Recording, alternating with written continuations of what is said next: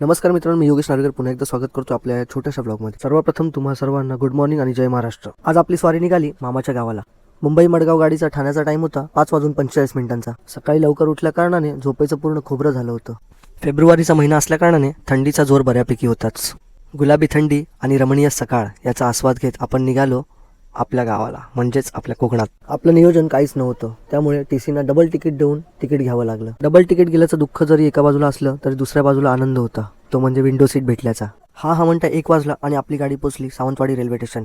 पुढे म्हटलं लालपरीने प्रवास करूया, का तर जिथे रिक्षाचे आपल्याला 200 रुपये लागणार होते, लालपरीने आपल्याला 20 रुपयात होणार होतं। हळूहळू मस्त छान घाट आणि निसर्गाचं सौंदर्य म्हणजे आपले उंच उंच माड बघत आपण पोचलो सावंतवाडी बस डेपोला। एक मस्त सीन बघायला मिळाला, खूप भारी वाटलं। फॉरेनर्स लोकांना पण आपल्या सावंतवाडी सिटीने भुरळ घातली होती, ते देखील इकडे मस्त व्हिडिओ शूट घेत होते। फायनली आपण पोचलो आपल्या मामाच्या गावाला। पुन्हा एकदा भेटूया आपल्या नवीन व्हिडिओमध्ये, तोपर्यंत बाय बाय।